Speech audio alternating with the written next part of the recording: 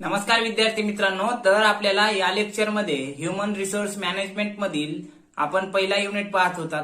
तर त्या पहिल्या युनिट मधील पुढचा पॉइंट म्हणजे मानव संसाधन व्यवस्थापनाची उत्पत्ती किंवा विकास. म्हणजे मानव संसाधन व्यवस्थापनाची उत्पत्ती कुठे झाली, केव्हा झाली आणि किंवा त्याचा विकास कशा पद्धतीने झाला हे आपल्याला बघायचं आहे. तर बघा, थोडक्यात सांगता येईल मानव संसाधन व्यवस्थापन सांगायचं झालं तर मानव संसाधन व्यवस्थापन हे मानवाच्या संबंधित आहे आणि हे मानवाच्या संबंधित असल्यामुळे प्रत्येक व्यवसायामध्ये हे व्यवस्थापन होत असलेलं आपणास दिसून येते. तर बघा, मानव संसाधन व्यवस्थापनाची उत्पत्ती किंवा विकास हा वेगवेगळ्या भागामध्ये सांगता येऊ शकतो. तर पहिला मुद्दा सांगता येईल काय की या मानव संसाधन व्यवस्थापनाची उत्पत्ती किंवा उत्क्रांती कुठे झाली, तर औद्योगिक क्रांती. पहिला मुद्दा बघू, मग लक्षात येईल औद्योगिक उत्क्रांती. त्यामध्ये सांगता येऊ शकते काय की या मानव संसाधन व्यवस्थापनाची उत्पत्ती किंवा उत्क्रांती ही कुठे झालेली आहे, तर ह्या औद्योगिक क्रांती जेव्हा झाली 18व्या शतकामध्ये, त्यावेळेसच काय या मानव संसाधन व्यवस्थापनाला सुरुवात झाली असं म्हणता येईल. त्यासोबतच काय, जर मानव संसाधन व्यवस्थापनाची व्याप्ती ऍक्च्युअल कोणत्या ठिकाणी झाली ते सांगायचं झालं तर मानव संसाधन व्यवस्थापनाची व्याप्ती वेस्टर्न युरोप म्हणजे पाश्चात्य युरोप आणि USA मध्ये 1850च्या दरम्यान आपल्याला सांगता येऊ शकते. जर भारताचा विचार केला तर भारतामध्ये 1920च्या दरम्यान म्हणजेच काय 20व्या शतकामध्ये भारतामध्ये आपल्याला मानव संसाधन व्यवस्थापनास सुरुवात झाली असं सांगता येऊ शकते. आता हे मानव संसाधन व्यवस्थापनाची उत्क्रांती कशासाठी झाली असेल, तर औद्योगिक क्रांती झाली. औद्योगिक क्रांतीमुळे मोठ्या प्रमाणावर उत्पादन करायला सुरुवात झाली. मोठ्या प्रमाणावर काय उद्योगधंदे स्थापन होऊ लागले. मग ते मोठ्या प्रमाणावर उद्योगधंदे स्थापन होत असल्यामुळं काय त्या ठिकाणी मोठमोठ्या मशिनी आणणे, मशिनी वाढल्या, त्यासोबतच तंत्रज्ञान मोठ्या प्रमाणावर वापरण्यात येऊ लागलं. त्यामुळं मानवांची आवश्यकता भासू लागली आणि मानवांची आवश्यकता भासत होती म्हणून काय मानव संसाधन व्यवस्थापन करणं गरजेचं होतं. त्यासाठी या मानव संसाधन व्यवस्थापनाचा विकास किंवा उत्पत्ती किंवा उत्क्रांती झाली असं म्हणता येईल.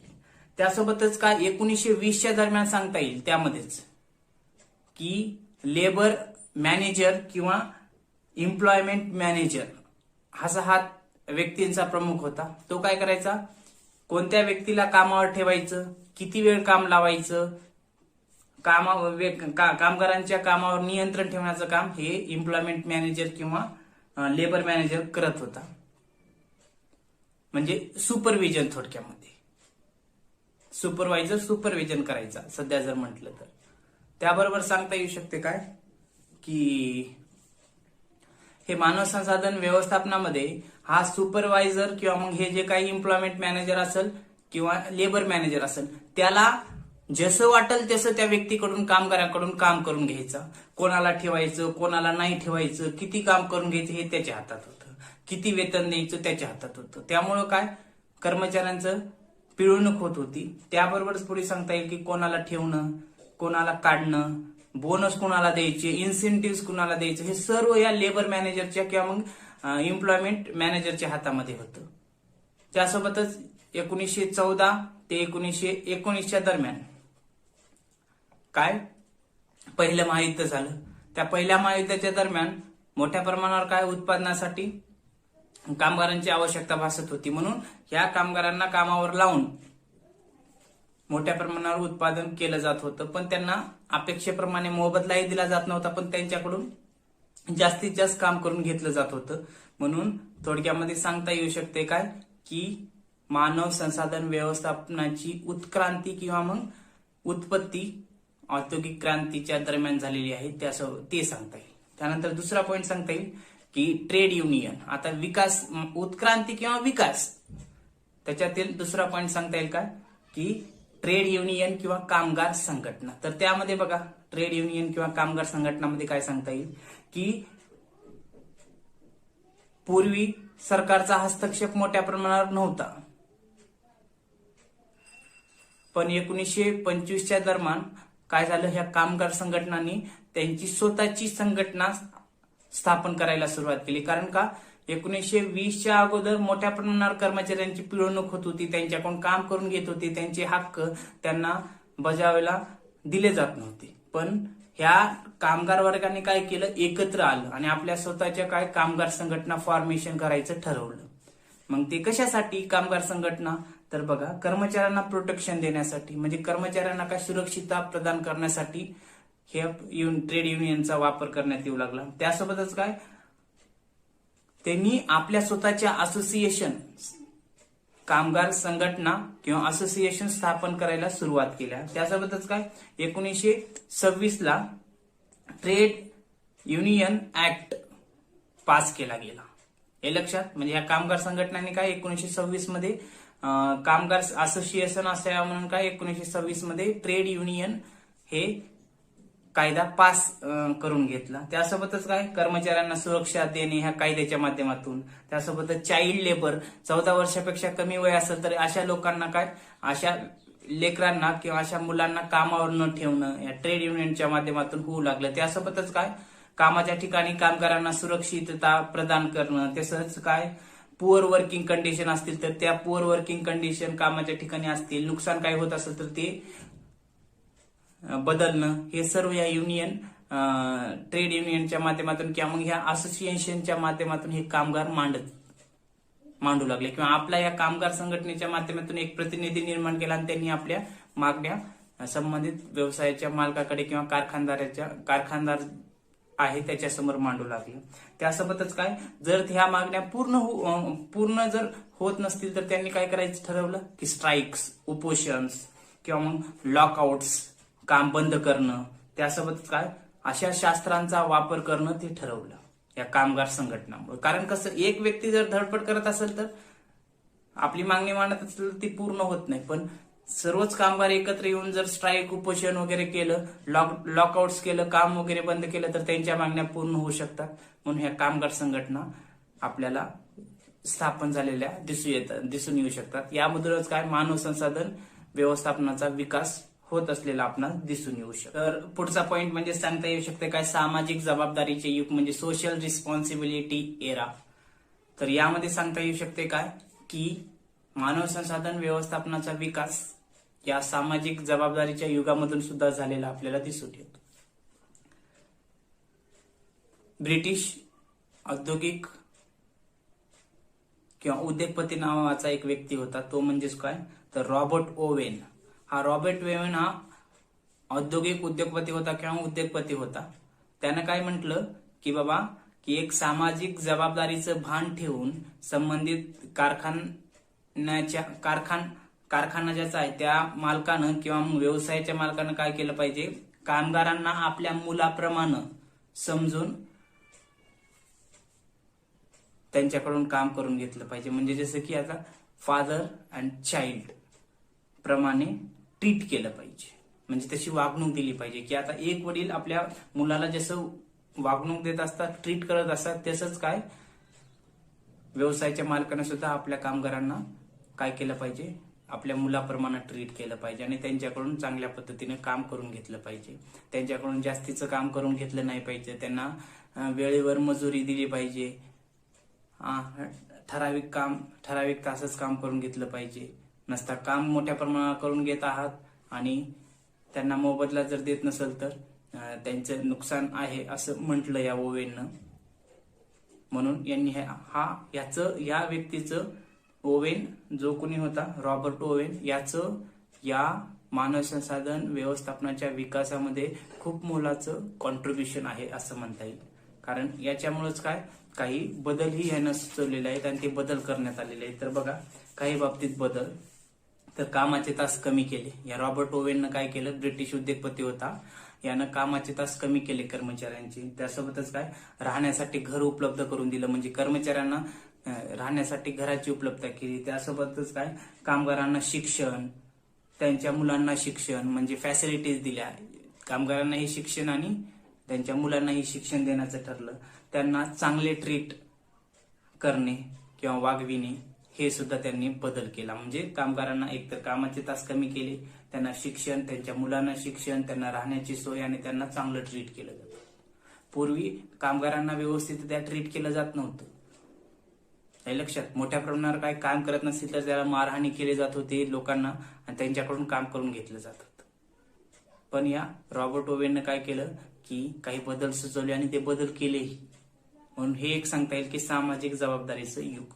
त्यानंतर पुढला पॉइंट सांगता येईल काय, वैज्ञानिक व्यवस्थापनाचे युग, सायंटिफिक मॅनेजमेंट एरा. तर यामध्ये सांगता येऊ शकते हा सायंटिफिक मॅनेजमेंट एरा. तर फेडरक टेलर यांनी 20व्या शतकाच्या सुरुवातीला USA मध्ये ही संकल्पना आणली. कोणती? वैज्ञानिक व्यवस्थापन युग. म्हणजे फेडरक टेलर यांनी काय केलं, 20व्या शतकाच्या सुरुवातीला ते अमेरिकेमध्ये म्हणजे USA मध्ये होते, तेव्हा ते कार्यरत असताना त्यांनी काय केलं, ही नवीन संकल्पना आणली की बाबा वैज्ञानिक व्यवस्थापन युग. त्यामध्ये सांगता येऊ शकते यांनी काय केलं की 4 तत्व सांगितलेले, 4 प्रिन्सिपल सांगितलेले आहेत. हे मानव संसाधन व्यवस्थापनाचा विकास करण्याचे किंवा मानवाचा विकास किंवा कर्मचाऱ्यांचा विकास घडवून आणण्यासाठी. तर बघा कोणते, शास्त्रीय पद्धतीचा वापर करणं म्हणजे सायंटिफिक मेथडचा वापर करणं व्यवसायामध्ये. दुसरं, शास्त्रीय पद्धतीने निवड आणि त्यांना त्यांच्या स्किल्सनुसार काम करणं. म्हणजे काय सांगितलं दुसरं की सायंटिफिक पद्धतीनंच, वैज्ञानिक पद्धतीनंच काय कर्मचाऱ्यांची निवड करणं, कामगारांची निवड करणं आणि ज्यांच्या स्किल्स चांगल्या आहेत त्या स्किलनुसारच त्यांना काम देणं. नसता एकाला एक काम येते आणि दुसराच काम दिलं तर ते काम चांगल्या पद्धतीने करू शकत नाही. म्हणजेच काय, त्यांची निवड ही सायंटिफिक रित्या झाली पाहिजे आणि त्याबरोबरच काय त्यांना वैज्ञानिक पद्धतीनं निवड करून त्यांच्या स्किल्सनुसार काम दिलं पाहिजे हे सांगितले. त्यानंतर पुढची प्रिन्सिपल काय सांगितले, व्यवस्थापक आणि कामगारात यांच्यात कामाचे लहान लहान भाग स्पष्ट करणे किंवा विभाजन करणे, जबाबदारी क्लिअर करणे. म्हणजे ह्यांनी पुढलं तत्व काय सांगितले, मालक आणि कामगार यांच्यातील संबंध हे चांगले असले पाहिजे तरच व्यवसायाचा विकास होऊ शकतो. मग त्यासोबतच काय, जे काही काम आहे व्यवसायातील मालक आणि कामगारांचं ते ठरवलं पाहिजे. प्रत्येकाची जबाबदारी निश्चित केली पाहिजे, प्रत्येकाचं काम निश्चित केलं पाहिजे जेणेकरून ते काम त्याच्याकडून करून घेता येईल हे सांगितलं. आणि कामाचं विभाजन करायचं, डिस्ट्रीब्युशन करायचं.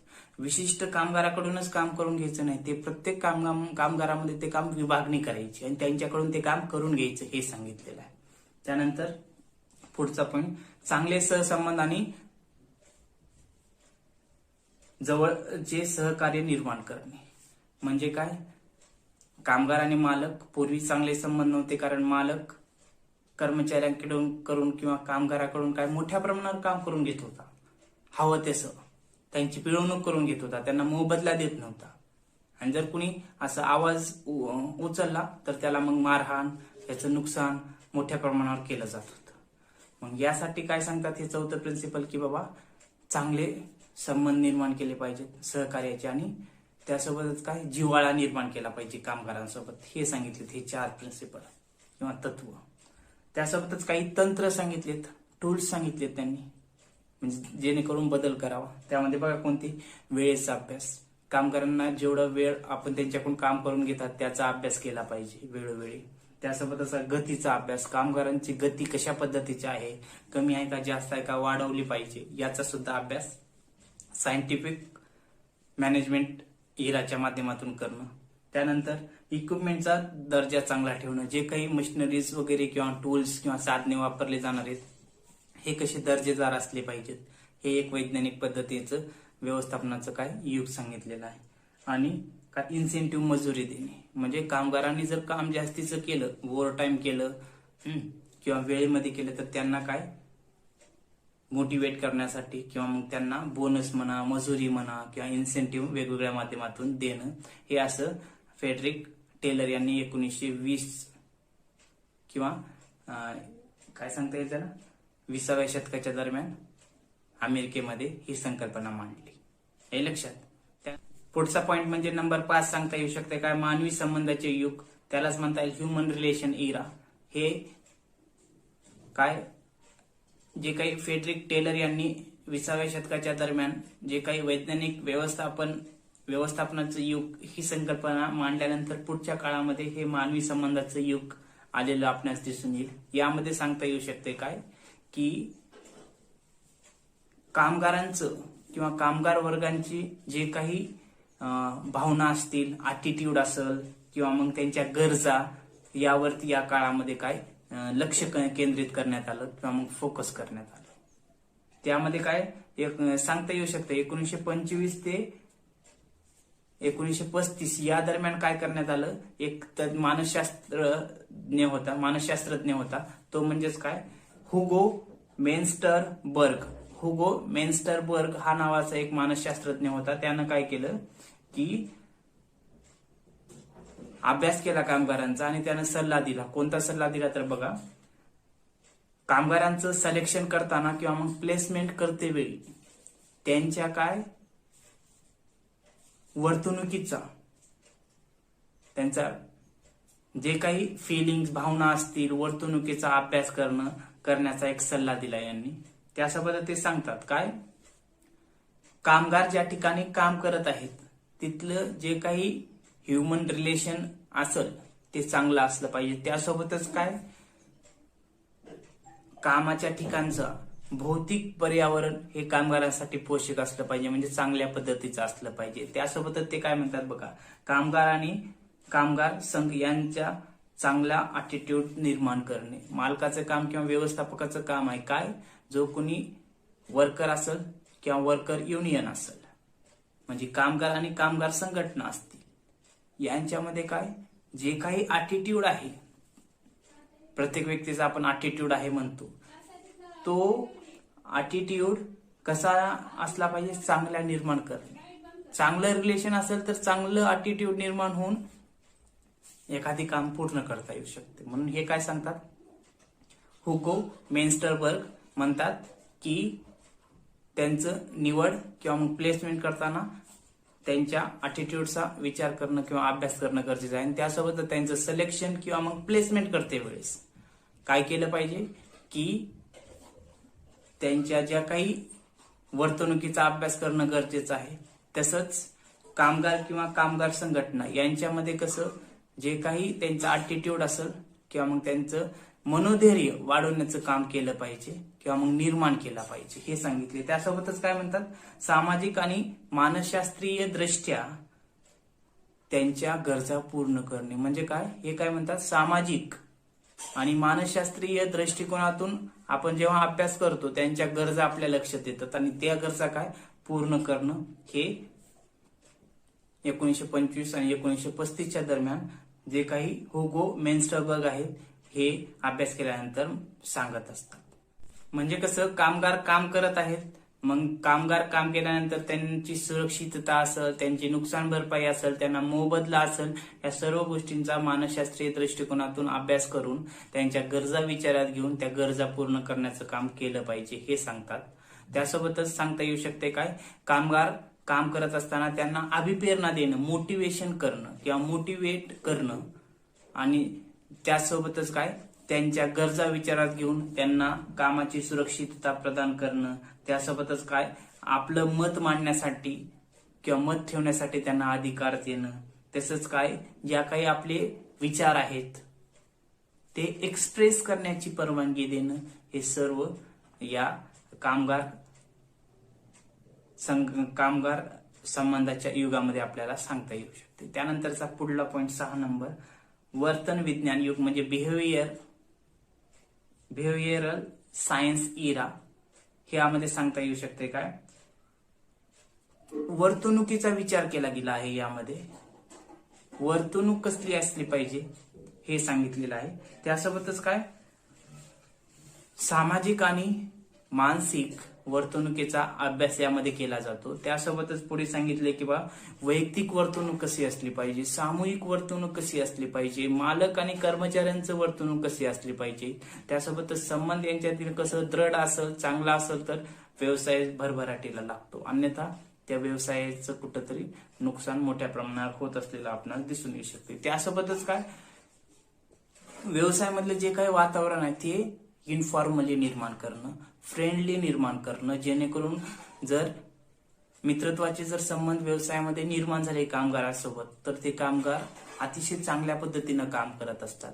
आणि जसं आपण घरी ट्रीट करतात घरचे, तसंच जर आपण मुलासारखं किंवा मग कामगारांना मित्रासारखं ट्रीट केलं, तर हे कामगार आपल्यासाठी काय अतिशय वरदान ठरू शकतात व्यवसायाच्या मालकासाठी किंवा व्यवसायासाठी. आणि ते अतिशय इफेक्टिव्ह पद्धतीनं, एफिशियंट पद्धतीनं काम करण्याचा प्रयत्न करत असतात. म्हणून या ठिकाणी काय वर्तन विज्ञान युग सांगता येऊ शकते. त्यासोबतच काय अभिप्रेरणा, स्वतःवर नियंत्रण आणि स्वतःचा विकासासाठी. म्हणजे काय, ह्या विज्ञान वर्तणुकीचा काय म्हणता येईल, वर्तणूक विज्ञानाचं युगामध्ये सांगता येऊ शकते काय की अभिप्रेरणा.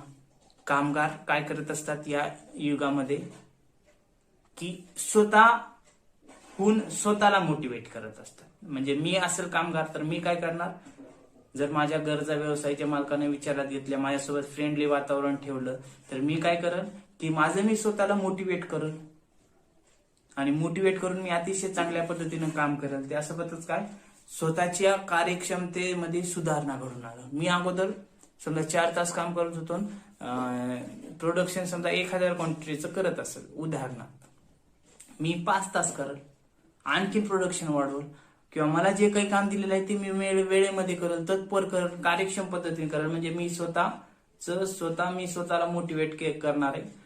आणि त्यासोबतच काय कार्यक्षमतेमध्ये माझ्या सुधारणा घडून आणणार आहे. म्हणून हे एक सांगता येऊ शकते काय वर्तन विज्ञान युग, म्हणजेच बिहेवियरल सायन्स इरा. हे कशानंतरच आहे तर ह्युमन रिलेशन इरा नंतर हे सांगता येऊ शकते. तर बघा पुढचा पॉइंट सांगता येऊ शकते काय सिस्टीम दृष्टिकोनाचे युग, किंवा त्यालाच इंग्लिशमध्ये म्हणता येईल सिस्टीम अप्रोच इरा. आता ही सिस्टीम अप्रोच इरा म्हणजे दुसरं तिसरं काही नसून काय व्यवसायामध्ये अनेक घटक मिळून हे सिस्टीम तयार होत असते, संरचना तयार होत असते, किंवा मग ही यंत्रणा तयार होत असते. मग ते कामगार असेल, मालक असेल, साधने असतील, हे लक्षात, हे सर्व घटक मिळून काही सिस्टीम तयार होत असते. त्यामध्ये काय टेक्निकल सबसिस्टीम असते, त्यानंतर सोशल सबसिस्टीम असते, त्यानंतर पॉवर सबसिस्टीम असते. म्हणजे टेक्निकल मध्ये फॉर्मल रिलेशनशिप असते काही कामगारांमध्ये, किंवा मग टॉप आणि मिडल मॅनेजमेंटमध्ये रिलेशनशिप फॉर्मल असते. त्यासोबतच काय सोशल मध्ये इनफॉर्मल ग्रुप रिलेशन असतात. कामगारामधलं रिलेशन हे कसलं असू शकते, इनफॉर्मल असू शकते, हे लक्षात. त्यासोबतच काय पॉवर, ते ज्या ह्या काय सिस्टीम इरा अप्रोच मध्ये काय केलं जाते की एक्सेस पॉवर, जास्तीची काय शक्ती वापरून जास्तीची कार्यक्षमता वाढवून काम केलं जाते. त्यासोबतच काय इनफॉर्मल ग्रुप तयार होतात व्यवसायामध्ये किंवा मग कारखान्यामध्ये काम करताना, आणि सोशल सबसिस्टीम तयार होतात. म्हणजे इनफॉर्मल झाले की सर्व सामूहिकरित्या एकत्र येत असतात, म्हणजे सोशल सबसिस्टीम पण तयार होत असते. तसंच काही याचे या सिस्टीम दृष्टिकोनाच्या युगाचे काही वैशिष्ट्य थोडक्यात सांगता येतील. बघा खूप सारे घटक मिळून सिस्टीम तयार होते, म्हणजे सर्व घटक एकत्र येऊन सिस्टीम तयार होणार आहे. त्यासोबतच काय इंटर रिलेटेड असतात, म्हणजे प्रत्येक डिपार्टमेंट कसं इंटर रिलेटेड असते, तसंच प्रत्येक कामगार काम करते वेळेस काय इंटर रिलेटेड असणार आहे, एकमेकाच्या संबंधित असणारे किंवा मग जवळचे असणारे. आणि ते आवश्यकतेनुसार काय करणार आहेत, कम्युनिकेशन करणार आहेत, संदेशवहन करणार, म्हणजे कम्युनिकेटिंग होणार आहे प्रत्येक डिपार्टमेंटमध्ये काम करते वेळेस, हे लक्षात, किंवा आपली जबाबदारी पूर्ण करते वेळेस. त्यासोबतच काय कॉमनली ध्येयाची प्राप्ती, व्यवसायाचं उद्दिष्ट काय असते, नफा प्राप्ती असते, किंवा उत्पादनामध्ये जास्तीत जास्त वाढ घडवून आणणं असेल, किंवा मग सेवामध्ये वाढ घडवून आणणं आणि ते वितरण करणं असेल. मग अशा वेळेस काय प्रत्येक ह्या सिस्टीम अप्रोच एरामध्ये काय असते, कॉमनली ध्येयाची प्राप्ती केली जाते. सर्वजण कसं इंटर रिलेटेड होणार आहेत, एकत्र येणार आहेत बरेच घटक, आणि त्यांचे उद्दिष्ट काय असते की कॉमनली असू शकते व्यवसायाचं जे काही असेल ते. म्हणून या ठिकाणी काय सांगता येऊ शकते, मानव संसाधन व्यवस्थापनाचा विकास यासाठी झाला असतो, किंवा यामधून झालेला आहे आपणास सांगता येऊ शकते. काय की सिस्टीम अप्रोच इरा, म्हणजे त्याला मराठीमध्ये म्हणता येईल काय की सिस्टीम दृष्टिकोनाचे युग. म्हणजे इंटर रिलेटेड असतात, सर्व घटक एकत्र असतात, कॉमनली काय उद्दिष्टांची प्राप्ती करण्यासाठी काम करत असतात, हे एक सांगता येऊ शकते. यामधून विकास झाला. त्यानंतर पुढचा पॉइंट सांगता येऊ शकते काय आकस्मिक दृष्टिकोनाचे युग, त्यालाच म्हणता येईल काय कॉन्टिंजेंटी अप्रोच इरा. तर यामध्ये काय असतात की व्यवसायाचे जे काही उद्दिष्टांची प्राप्ती करत असताना काही अडचणी असतात किंवा समस्या असतात, आणि या अडचणी किंवा समस्या काही आकस्मिक असतात, कॉन्टेंजंटी असतात. हे लक्षात, म्हणजे कधीही निर्माण होऊ शकतात भविष्यामध्ये. मग अशा अडचणींना सामोरे जाण्यासाठी किंवा मग अशा अडचणी दूर करण्यासाठी जे कोणी कामगार किंवा व्यवस्थापक असेल त्यांनी काय केलं पाहिजे, या कामगार संघटनाच्या माध्यमातून ती अडचण कशा पद्धतीने फेस करता येईल, कशा पद्धतीने दूर करता येईल याचा सुद्धा विचार केला पाहिजे. म्हणजे त्यामध्ये सांगता येईल किंवा परिस्थितीनुसार अडचणीला तोंड देऊन निर्णय घेणे. जे काही बोर्ड ऑफ डायरेक्टर असतात, जे व्यवसायाचे जी काही सिच्युएशन आहे ती सिच्युएशन पाहून त्या सिच्युएशनला फेस करणं किंवा मग ती अडचण दूर करणं हे करण्याचं काम करत असतात या कामगारांच्या मदतीने. तसंच सर्व स्थितीला हाताळता येणारी पद्धत निर्माण केली पाहिजे या मानव संसाधन व्यवस्थापनाच्या माध्यमातून. म्हणजे मानव संसाधन व्यवस्थापनाचा विकास झाल्यामुळं काय होऊ शकतंय की बाबा जे काही परिस्थिती असेल, सर्वच परिस्थिती कोणतीही असेल कशाही प्रकारची, त्या परिस्थितीला तोंड देणं किंवा मग फेस करता आलं पाहिजे. त्यानंतर संचालकांनी योग्य तो निर्णय घ्यावा. संचालक मंडळांनी काय केलं पाहिजे की बाबा व्यवसायासाठी म्हणा, कामगारांसाठी म्हणा काय केलं पाहिजे, योग्य परिस्थितीमध्ये योग्य निर्णय घेतले पाहिजे. कर्मचाऱ्यांच्या मागण्या पूर्ण केल्या पाहिजे. व्यवसायाची जी काही अडचण आहे किंवा मग व्यवसाय तोट्यात जात असेल तर ते तोटा का होत आहे ते फाइंड आउट करणं, ते शोधून काढणं, ते कशा पद्धतीने नफ्याचं प्रमाण वाढवता येईल, तोटा कमी करता येईल आणखीन, हे यासाठी निर्णय घेतले पाहिजेत. म्हणजेच की आकस्मिक दृष्टिकोनाचे युग, म्हणजे उद्या चालून जर काही अडचण आली, कॉन्टिंजंट किंवा कॉन्टिंजन्सी अप्रोच इरा त्याला म्हणता येईल, की उद्या चालून भविष्यामध्ये जर काही अडचण आली तर ती अडचण ह्या मानव संसाधन व्यवस्थापनाच्या मदतीनं किंवा कामगारांच्या मदतीनं कशी दूर करता येईल यासाठी संचालक कार्यरत असतात, योग्य तो निर्णय घेत असतात. कारण एकटा संचालक किंवा मग काही संचालक व्यवसाय चालवत नसतात, सर्व कामगार मिळून एकत्र येऊन ते काम करत असतात. मग अशा वेळेस ते व्यवसायाची जी काही उद्दिष्टे आहेत ते पूर्ण करण्यासाठी प्रयत्न करत असतात. म्हणून या ठिकाणी थोडक्यात सांगता येऊ शकते मानव संसाधन व्यवस्थापनाची उत्क्रांती, उत्पत्ती किंवा विकास म्हणता येईल. हे कशा माध्यमातून झालाय तर औद्योगिक क्रांती पहिला मुद्दा सांगता येऊ शकते. त्यानंतर दुसरा कामगार संघटना निर्माण झाल्या, त्याच्यातून काही विकास झाला किंवा उत्क्रांती झाली. त्यानंतर सामाजिक जबाबदारीचं युग निर्माण झालं, प्रत्येकानं आपली आपली जबाबदारी निर्माण केली, म्हणजे सामाजिक जबाबदारीचं युग तिसरा पॉईंट सांगता येईल. चौथा सांगता येईल की वैज्ञानिक व्यवस्थापनाचं युग आलं, त्याद्वारे काही विकास करणं मानव संसाधनाचं झाला. त्यानंतर पुढचा पॉईंट सांगता येईल की मानवी संबंधाच्या युगामध्ये काही मानव संसाधन व्यवस्थापनाचा विकास किंवा मग